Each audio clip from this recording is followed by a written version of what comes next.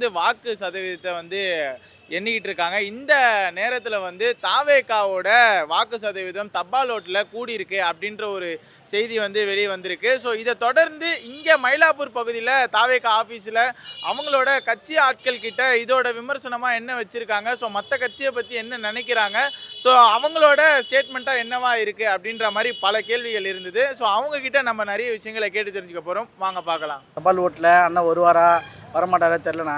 ஆனால் அதில் ஃபஸ்ட்டு வரும்போதே நம்ம சின்ன 400 ஓட்டு 500 ஓட்டு பார்த்தேண்ணே. இப்போ நான் வீட்டை போய் குளிச்சுட்டு வந்தேண்ணா. சும்மா போனேன். இங்கே தூக்கம் இல்லைண்ணா, எனக்கு தூங்கலை, 2 நாள் தூங்கலை. நிஜமாக தான் போய்ட்டு குளிச்சுட்டு வந்தேன் பேர் பார்த்தா 92 98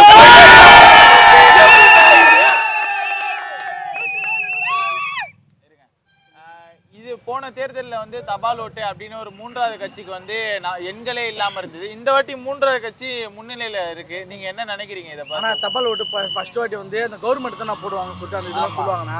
அவங்க வந்து ஏன்னா வந்து எல்லாருக்கும் சைகை செஞ்சதுன்னா நம்ம யார் வரானோ முதல்வர் வந்து நம்ம எடப்பாடியோ அந்த இவ்வளோ சிஎம் யாரோ அந்த ஸ்டாலின் அவரும் இருப்பாங்க, இவங்களாம் இருப்பாங்க.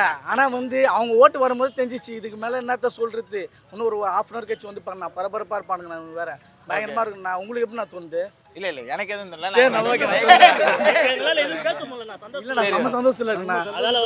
ஓகே, எத்தனை தொகுதிகள் பிடிப்பீங்கன்னு நினைக்கிறேன். ஸோ இதை மக்கள் ஓட்டு எண்ணும் போது எல்லாரும் ஒரு பக்கம் என்ன வந்து பேசுகிறாங்கன்னா, இந்த பக்கம் ஒரு 100 ஜெயிப்பாங்க ஆளுங்கட்சியில், அதுக்கப்புறம் எதிர்கட்சியாக இப்போ அதிமுகவில் ஜெயிப்பாங்க ஒரு 100 தொகுதி ஜெயிப்பாங்க. இந்த பக்கம் விஜய் அவர்கள் ஒரு 30 தொகுதி ஜெயிச்சு அதிமுகவோட கூட்டணி போயிட்டு சிஎம் கேண்டிடேட்டாக மாறுவார் அப்படின்ற மாதிரிலாம் சொல்கிறாங்க. இல்லைண்ணா, அதுதான் நான் எல்லாமே சொல்லியிருந்தாங்கண்ணா. நான் ஒரு விஷயம் என்ன சொன்னாங்க, இப்போ வந்து வருவாரா, நிற்பாரா, நடப்பாரா, தூங்குவாரா கேட்டாங்க.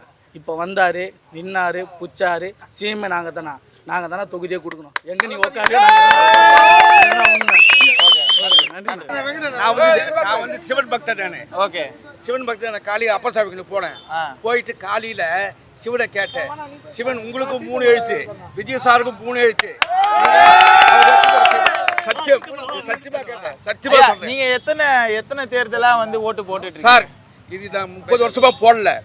முதல்ல இவருக்கு தான் போட்டேன். ஓகே, நீங்க வந்து சொன்ன 30 ஓட்டு இருக்குது நம்ம விஜய் சாருக்கு. ஓகே, எங்க கடை லாண்ட்ரி தான் பக்கத்துல. எங்களுக்கு ஒவ்வொரு வாட்டியும் ஒவ்வொரு பண்ணும்போதும் எவ்வளவு அடி கொடுத்தாங்களோ அதுக்கெல்லாம் திருப்பி அடிக்கிற அடி தான் இது. 103 லீடிங்ல இப்ப இருக்கும். 120 180 கிட்ட போவோம். அதுக்கு எந்த ஒரு மாற்றமும் இல்லை. ஆட்சி இனிமேட்டு எங்களுக்கு தான். இனிமேட்டு போலீஸ்ல எங்க பின்னாடி தான். தமிழக அரசியல் வரலாற்றிலே கடந்த 50-60 ஆண்டுகளுக்கு பிறகு இது மாபெரும் எழுச்சி. இது காரணம் என்ன? தளபதியை வந்து எல்லா கட்சிகளுமே வந்து ஒரு சாதாரணமாக எடை போட்டாங்க.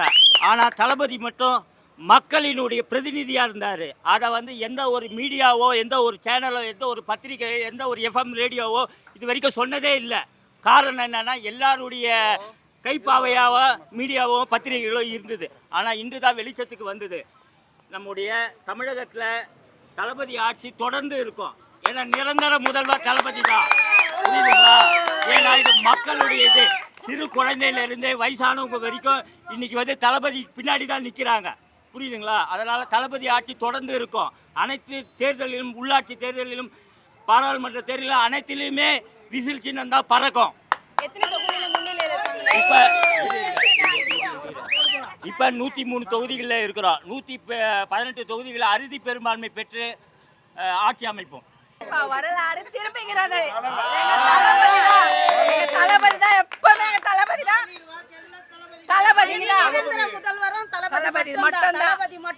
தேர்தலில் வந்து 3வது கட்சியா எந்த ஒரு கட்சியும் வந்து தபால் ஓட்டுல எண்ணிக்கையை வாங்கினதே கிடையாது. இந்த முறை வந்து முதல் வாட்டியே இறங்கி எண்ணிக்கையா வாக்கு சதவீதம் வந்து அதிகமாக பெற்றெடுத்திருக்காங்க. இதை பத்தி நீங்க என்ன நினைக்கிறீங்க? ஸோ அடுத்து மக்கள் ஓட்டு என்ன போறாங்க, அதுல எத்தனை தொகுதி பிடிப்பாங்கன்னு நினைக்கிறீங்க? கண்டிப்பா வந்து நாங்க 120க்கு மேலதான் வருவோம். 130 வருவோம். கண்டிப்பா தனிச்சு நாங்க ஆட்சி அமைப்போம். அதுல மாற்றமே இல்லை. அதுக்கு மேல எவ்வளவு வருதோ மக்களோட தீர்ப்பு. வணக்கம். நானு என் தம்பி எங்க குடும்பமே உனக்கு தான் போட்டோம். 84 வயசு ஆகுது. மன்றத்தில் மீட்டிங் வருஷால கூட நான் நீ தான் வரணும்னு வேண்டிக்கிறேன். நல்லபடியா எம்ஜிஆர் பண்ண